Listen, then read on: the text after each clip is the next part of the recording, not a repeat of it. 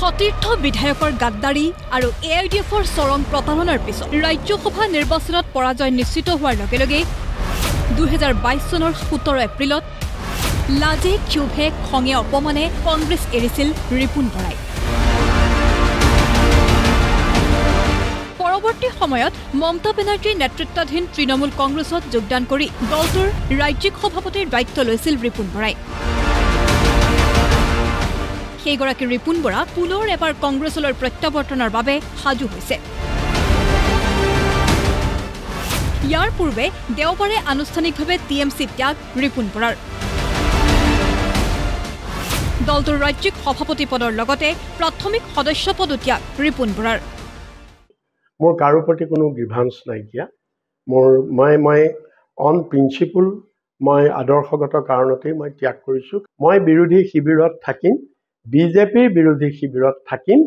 পিছে হঠাৎ কিয় এই সিদ্ধান্ত ৰিপুণ বৰাৰ? অসমৰ মানুহে TMCটো একচেপ্ট নকৰে। ন' ডাউট মমতা বেনাৰ্জীক অসমৰ মানুহে ভাল পায় বা মমতা বেনাৰ্জীক অসমৰ মানুহে বিজেপিৰ বিৰুদ্ধে এগৰাকী ভাল ফাইটাৰ বুলি ভাবে বা সকলোৱে সেইটো তেওঁক প্ৰশংসা কৰে, কিন্তু অসমৰ মানুহে TMC দলটো ইয়াত একচেপ্ট নকৰে। অসমৰ ৰাইজে যিহেতু গ্ৰহণ নকৰে, গতিকে অসমৰ ৰাইজে গ্ৰহণ নকৰা দল এটাত মই কেনেকৈ আগবঢ়াই লৈ যাব পাৰিম, সেইকাৰণে মই পদত্যাগ কৰিবলৈ বাধ্য। উল্লেখ্য যে ৰিপুণ বৰাৰ লগে লগে সেই সময়ত প্ৰদেশ কংগ্ৰেছৰ কেইবাগৰাকীও নেতা পালি নেতাই যোগ দিছিল তৃণমূল কংগ্ৰেছত। ইয়াৰ অধিকাংশই পৰৱৰ্তী সময়ত কংগ্ৰেছলৈ ঘূৰি অহাৰ বিপৰীতে একাংশই যোগ দিয়ে গেৰুৱা শিবিৰত।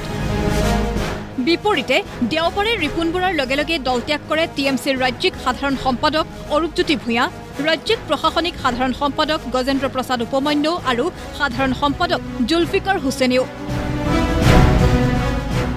চৰ্চা অনুসৰি ৰিপুণ বৰাৰ লগে লগে পুনৰ কংগ্ৰেছত যোগ দিব এইসকলৰ একালৰ প্ৰাক্তন কংগ্ৰেছী নেতায়ো।